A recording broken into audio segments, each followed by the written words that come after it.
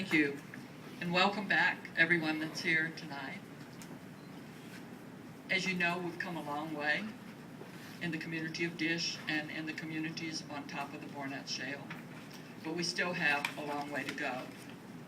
So on December 13th, Calvin, the mayor of Dish, was doing work in his yard, and he encountered some really offensive and strong odors.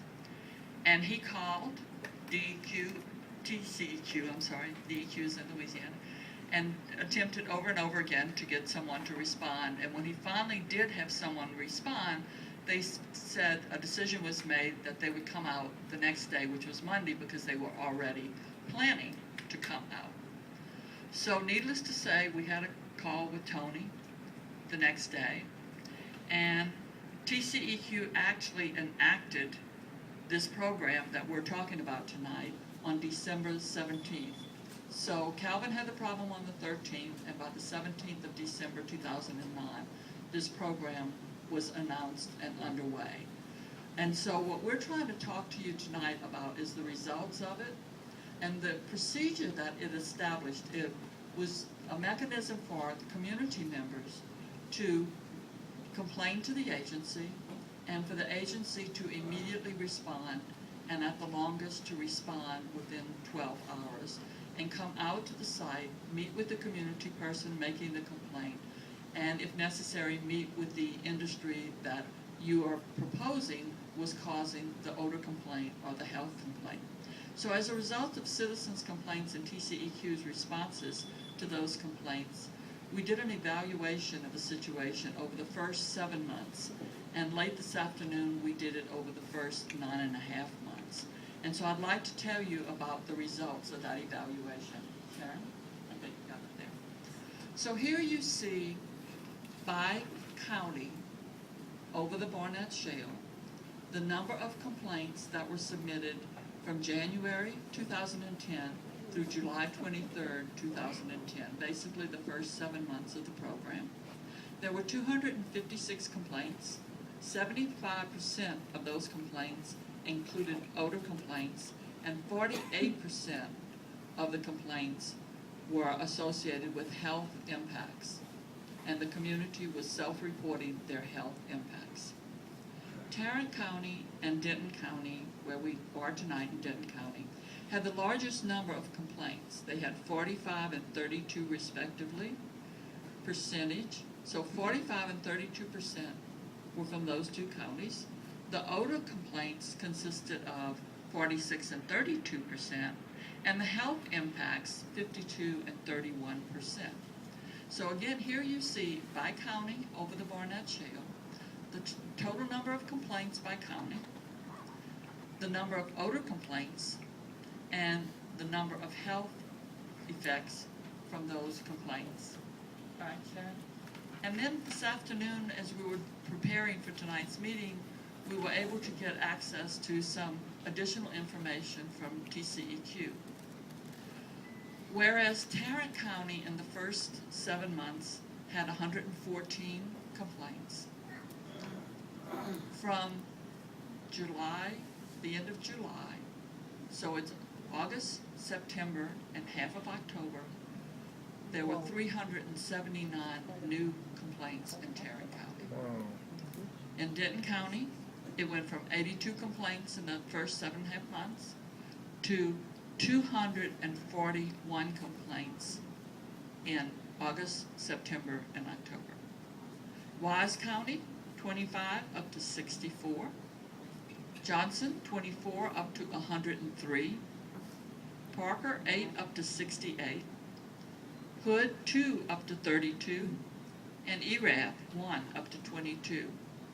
So I would expect on some occasions TCEQ would look at me and say, well, the program's working, Wilma. There's less and less complaints because the industry is listening to the citizens' complaints and making changes so that the complaints should be less, the air quality should be better.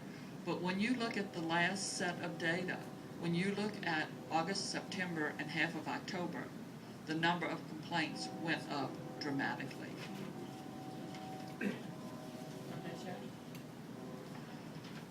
What happened was From January through July, 256 total complaints. August, September, and half of October, 653 complaints in just those 2.5 months. That's an increase of 260% in the last 2.5 months. So I would say that yes, the community is doing their job. Yes, you are submitting the complaints. And I'm hoping that the community members who testify after this will indicate that TCEQ is doing their job in coming out and responding to those complaints. But we will hear their issues as soon as I finish and Sharon finishes. So the most prevalent health impacts reported by the citizens, listed up here, Sharon, I need to go back. are listed here. Headaches, nausea, respiratory, breathing and coughing, dizziness, health, lightheaded, disoriented, and you see the others. If you compare those health impacts to, Calvin just printed out a copy of the health survey we had done. If you look at the analysis of the air we've done in DISH and other communities, and you start comparing the chemicals with the health impacts, these health impacts reported to TCEQ under this 12-hour program actually match. So all of the data we've accumulated prior to this time and the TCEQ 12-hour program are demonstrating the same health impacts being experienced by the community members.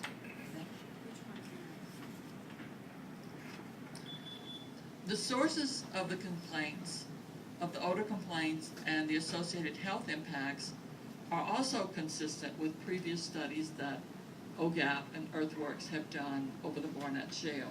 And here you see the list of what the community submitted to TCEQ as the source of the odors and the source of the emissions that are causing their health impacts. Drilling wells, production wells, compressors, gas processing facilities, condensate tanks, storage tanks, incinerators, alarm events, hydraulic fracturing processes, saltwater disposal wells, metering stations, treating facilities, overflowing condensates, flares, pipelines. These are the same things that people sat in this room more than 2 years ago and said, we're having odors, severe odors, and it's causing health impacts, and these are the things we think are causing them. And these people have consistently stuck to those stories and those complaints, and these are the same facilities that they are now submitting to TCEQ under this program.